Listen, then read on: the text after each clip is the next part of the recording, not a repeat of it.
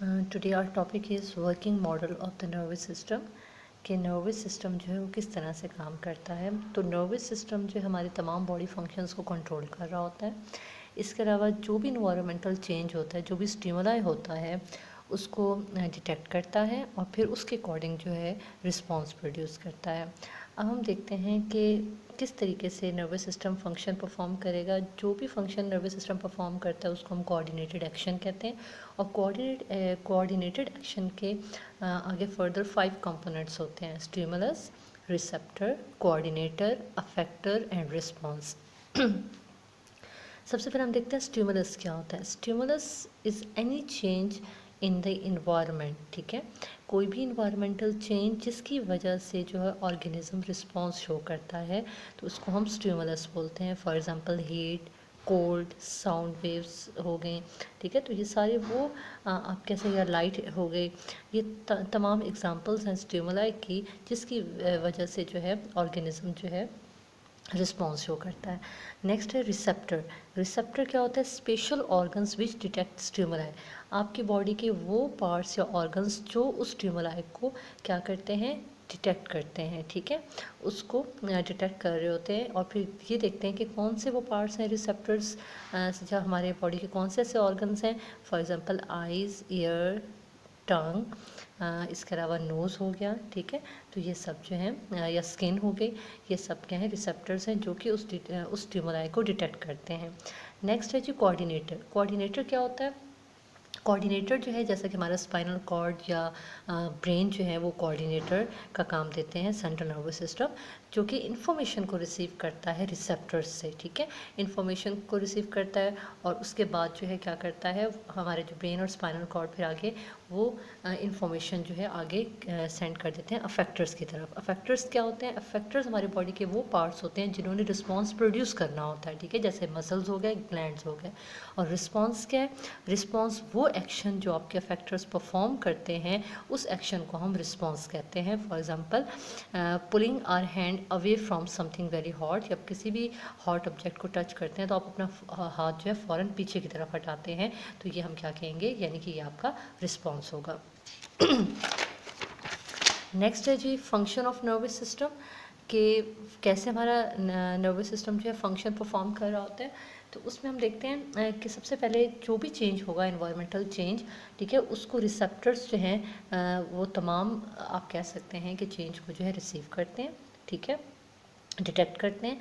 उसके बाद ये होता है कि हमारा फ़ौरन जो है आप कह सकते हैं कि सेंसरी न्यूरॉन्स जो हैं, यानी कि नर्व इम्पल्स जनरेट होती है। फिर उस मैसेज को जो है सेंसरी न्यूरॉन्स कैरी करते हैं और उस मैसेज को कैरी करके जो है वो किस तरफ ले जाते हैं, कोऑर्डिनेटर की तरफ ले जाते हैं। ठीक है, कोऑर्डिनेटर यानी कि हमारा सेंट्रल नर्वस सिस्टम, जिसमें ब्रेन भी आ जाता है और स्पाइनल कॉर्ड भी आ जाता है। ठीक है, अब जो कोऑर्डिनेटर है वहाँ पे जो है इंटर न्यूरॉन्स मौजूद होते हैं। फिर वो इंटर न्यूरॉन्स जो है आगे उस मैसेज को यानी कि हमारा सेंट्रल नर्वस सिस्टम प्रोसेस करता है उस मैसेज को, फिर ट्रांसमिट करता है nerve impulse towards the motor neurons. और फिर मोटर न्यूरॉन्स क्या करते हैं, motor neurons carry the nerve impulse to the parts of the body which produce response, यानी कि जो अफेक्टर्स हो गए जिन्होंने रिस्पॉन्स प्रोड्यूस करना होता है। तो इस तरीके से नर्वस सिस्टम जो है वो फंक्शन कर रहा होता है। आगे जी functions, action sorry control by the nervous system. हमारा नर्वस सिस्टम जो है 2 तरह के एक्शंस कंट्रोल कर रहा होता है, voluntary actions and involuntary actions. Voluntary actions कौन से होते हैं? वो बॉडी एक्शंस जो कि हम अपने हमारे कॉन्शियस कंट्रोल के अंडर होते हैं, यानी कि जो हम कॉन्शियसली खुद जो है परफॉर्म कर रहे होते हैं, जिस पे आप कह सकते हैं हमारी अपनी विल में होते हैं। जैसे कि स्पीकिंग, बोलना, खाना, पढ़ना, चलना वगैरह या आप कह सकते हैं भागना, क्लैपिंग एट्सेट्रा। तो ये सारे वो फंक्शंस जो हम अपनी मर्ज़ी से करते हैं, तो ऐसे एक्शंस को वॉलंटरी एक्शंस कहा जाता है।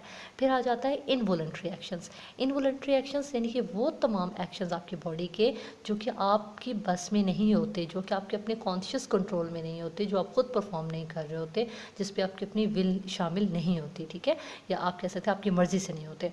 तो ऐसे कौन से, हार्ट बीट, जैसे कि दिल का धड़कना, ब्रीथिंग, सांस लेना, ब्लिंकिंग करना आइज़ का, तो ये सारे वो फंक्शंस है, या फिर आपका फूड का डाइजेस्ट होना, ये सारे वो फंक्शंस हैं जो आपके अपने कंट्रोल में नहीं हैं। ठीक है, तो ऐसे फंक्शंस को हम इनवॉलंटरी एक्शंस कहते हैं, जो खुद ब खुद हो रहे होते हैं, और वॉलंटरी एक्शंस जो हम खुद परफॉर्म कर रहे होते हैं।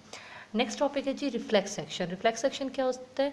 ऐसा इमीडिएट एक्शन आप कह सकते हैं या इनवॉलंटरी रिस्पॉन्स जो कि बहुत तेज़ी के साथ और ख़ुद ब खुद आप कह सकते हैं कि वो रिस्पॉन्स हमारी जब बॉडी शो करती है तो ऐसे एक्शन को हम रिफ्लेक्स एक्शन कहते हैं। For example pulling of hand after touching the hot object, किसी गर्म ऑब्जेक्ट को टच करने के बाद जब आप अपना हाथ पीछे की तरफ पुल करते हैं तो ये एग्जांपल है रिफ्लेक्स एक्शन की। अब हम इसको डिटेल से देखते हैं कि किस तरीके से जो है रिफ्लेक्स एक्शन परफॉर्म होता है। ठीक है, तो रिफ्लेक्स एक्शन में सबसे पहले आप देखें कि जो स्टिमुलस है यानी कि कोई भी हॉट ऑब्जेक्ट उसका जो टेम्परेचर है वो स्टिमुलस होगा। ठीक है, वो इन्वायरमेंटल चेंज है जिसको आपके स्किन सेल्स जो हैं यानी कि रिसेप्टर्स जो हैं रिसीव कर रहे हैं।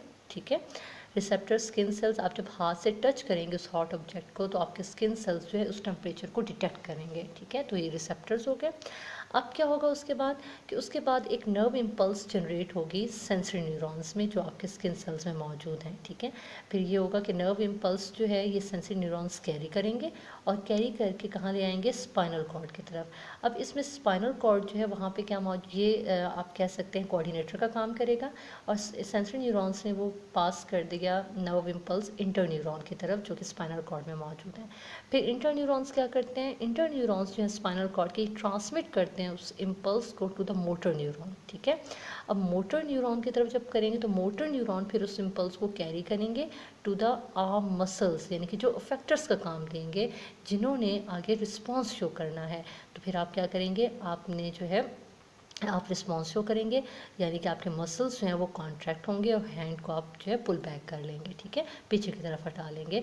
अब ये जो सारा आपने देखा कैसे रिफ्लेक्स एक्शन परफॉर्म हुआ, तो इसमें ये जो सारा जो नर्व इम्पल्स ने जो पाथवे आप कह सकते हैं कि जो है कवर किया या पाथवे नर्व इम्पल्स ने जो कंप्लीट किया रिफ्लेक्स एक्शन को परफॉर्म करने के लिए, तो इस पाथवे को हम क्या कहेंगे? रिफ्लेक्स आर्क कहेंगे। ठीक है, जिसमें आप कह सकते हैं रिसेप्टर्स आ जाते हैं, सेंसरी न्यूरॉन्स आ गए, इंटर न्यूरॉन्स आ गए, मोटर न्यूरॉन्स और अफेक्टर्स। तो ये सब क्या है? ये जो पाथवे है इस पाथवे को हम क्या कहेंगे? जिसके थ्रू जो है रिफ्लेक्स एक्शन कंप्लीट हुआ, इस पाथवे को हम रिफ्लेक्स आर्क कहते हैं।